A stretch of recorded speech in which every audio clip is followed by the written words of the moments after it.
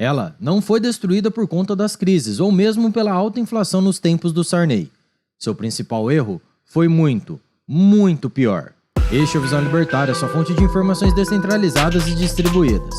Fundada em 1927 em Porto Alegre, capital do Rio Grande do Sul, pelo alemão Otto Ernst Mayr, a Varig foi uma das primeiras companhias aéreas do Brasil, chegando a ser comparada com a famosa Pan American World Airways, uma das maiores empresas aéreas do mundo. A Varig também chegou nesse patamar de fama entre os anos 1960 e 1980.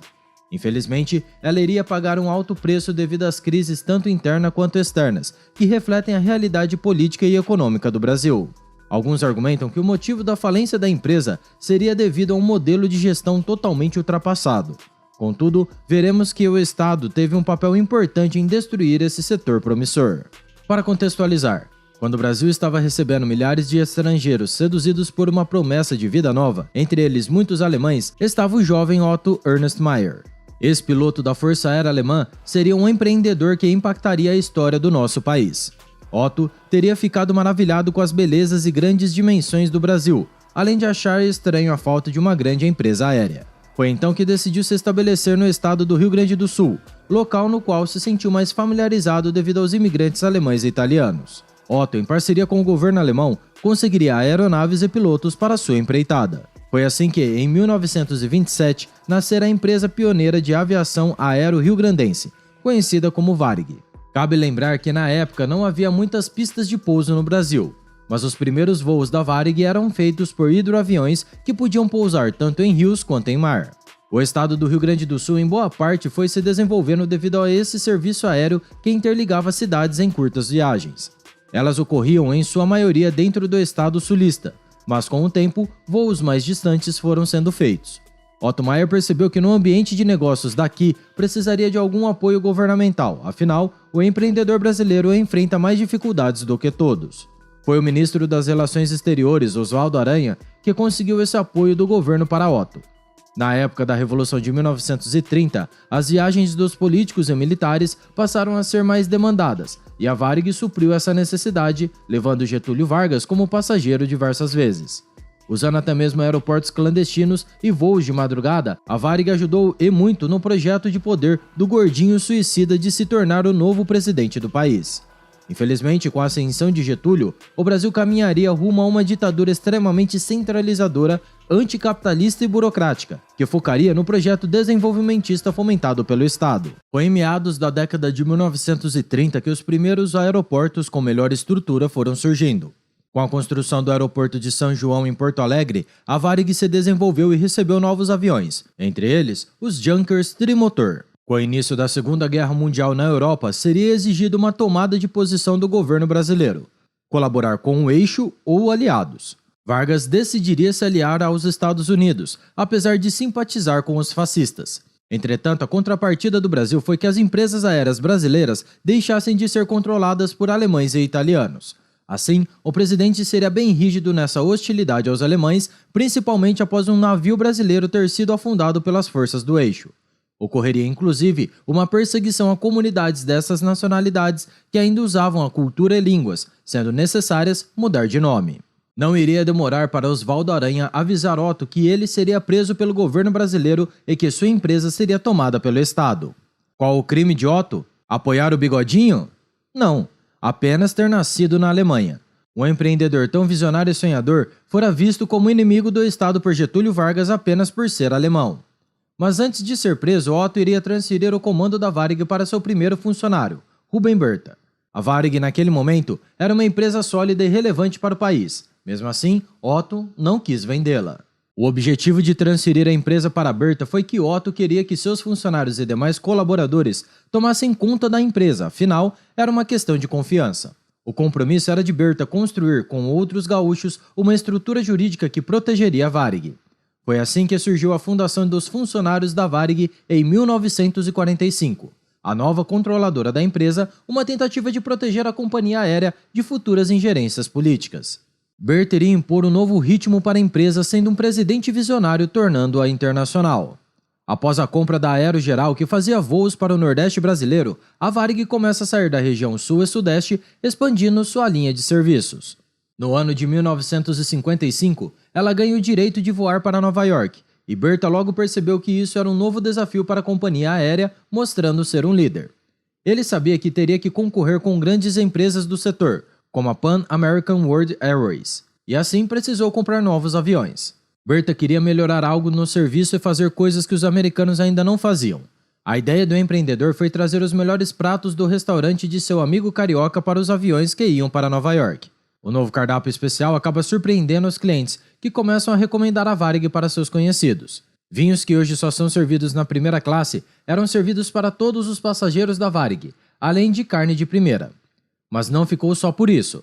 Berta exigiu que mulheres atraentes e competentes fossem trabalhar como comissárias de bordo, capacitando-as para atender melhor. Os Boeing 707 com motor Rolls-Royce foram usados pela Varig, e isso permitia viagens do Rio para Nova York sem escalas, fazendo a empresa ser cada vez mais notada no cenário internacional. Com o governo de Juscelino Kubitschek, em fins dos anos 1950, o novo presidente promete desenvolver o país economicamente. Seu principal slogan foi: "Governar é construir estradas". Assim, acabaria deixando em segundo plano o setor aéreo do país. A construção da capital Brasília e sua política cambial acabaram não favorecendo o Brasil. E para piorar, no posterior governo de Jânio Quadros, a inflação iria disparar e a economia quebrar. Com sua política de desvalorização da moeda nacional, o cruzeiro, a política de Jânio iria afetar negativamente todas as empresas aéreas brasileiras. Inclusive, a grande companhia, o Consórcio Real Aerovias, acabou tendo que fechar as portas. Assim, Jânio pressionou Berta para comprar a Real, ameaçando uma estatização desse setor. Jânio promete que o governo iria garantir o sucesso da operação e cobrir a dívida, caso a compra seja concluída. No entanto, poucos dias depois, ocorre a renúncia de Jânio, deixando o presidente da Varig endividado. Mesmo comprando a Real Aerovias, a ameaça da estatização da empresa não iria desaparecer. João Goulart queria estatizar as empresas aéreas para criar uma grande companhia nacional no setor. Mas em 1964, a empresa iria se estabilizar com a tomada do poder pelos militares, e esse cenário se tornaria mais favorável para a Varig, que passou a dominar o mercado sul-americano. Uma grande concorrente da Varig, a Pan Air do Brasil, iria entrar em conflito com os militares após uma polêmica envolvendo seus donos, e a empresa teria sua falência decretada. O que aconteceu foi que os milicos resolveram privilegiar a Varig, já que eles tinham uma rixa com os donos da Pan Air. Assim, a década de 1960 seria bastante promissora para ela. Após tanto sucesso empresarial, no ano de 1966, tanto Rubem Berta quanto Otto Maier falecem. Eles deixaram um legado não só para a companhia aérea, mas para o Brasil inteiro. Após briga interna pelo poder da organização, Eric Kastrup, funcionário que Berta designou como seu substituto, acabou assumindo o cargo. A década de 1970 seria um período muito promissor para a empresa. O chamado milagre econômico brasileiro no período beneficiou todas as empresas aéreas do país, e logo a Varig seria escolhida pelos militares para ser sua companhia favorita. Ela também seria um posto avançado da diplomacia brasileira, já que estava procurando um estabelecimento da companhia aérea no exterior para entrar em contato com o Brasil. Numa época em que as empresas não tinham internet e computadores, a empresa aérea ajudava brasileiros que moravam no exterior a contactar seus parentes. As pessoas inclusive gostavam do serviço da Varig por trazer medicamentos sem cobrar a taxa de viagem. Ela chegou a voar praticamente para todos os continentes, chegando a ser um símbolo do nosso país. E para não deixar de mencionar, nesse período, o serviço de bordo da Varig foi premiado como o melhor do mundo. Entre 1980 e 1990, a presidência foi assumida por Hélio Smith, um parente do Rubem Berta. Ele foi um homem carismático que tomava decisões com consenso com outros membros. No entanto, a década de 1980 seria péssima para o Brasil, em termos de crescimento econômico. Além da crise internacional, a economia brasileira piorava com as atrapalhadas econômicas feitas no governo de José Sarney. A hiperinflação galopante marcou a vida de todas as famílias naquela época e houve planos fracassados de congelamento de preços, mostrando o fracasso do intervencionismo estatal. Todos os setores foram impactados, mas a Varig foi fortemente prejudicada, ainda mais com o congelamento tarifário. O fato de o dólar ter disparado fez a Varig tomar prejuízos, sendo ela obrigada a continuar vendendo passagens na moeda brasileira. Esse episódio terrível na nossa história apenas nos mostra como decisões políticas destroem não só empresas, mas sonhos e empregos, impactando a vida de todos. Alguns criticam o ex-presidente da Varig por indicar pessoas para gerenciar departamentos muito mais por afinidade pessoal do que por competência técnica e experiência. De fato, esse erro é de se considerar quando se considera o sucesso empresarial. Outros relatam que os gestores da companhia aérea eram perdulários e pouco se importavam com os custos. Isso explica o fato dela ter tido ligação e ajuda do governo durante o tempo militar, e foi se formando uma péssima cultura empresarial.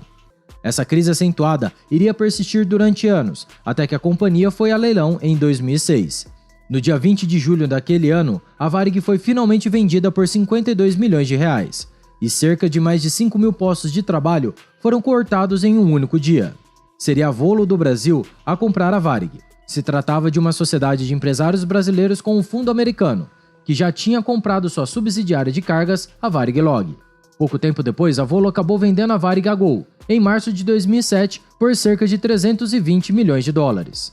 Enfim, no país onde o governo odeia empreendedores e visionários e prefere comprar votos com populismo e demagogia, tornando todos dependentes do Estado, nossa falta de protagonismo no mercado não é de se surpreender.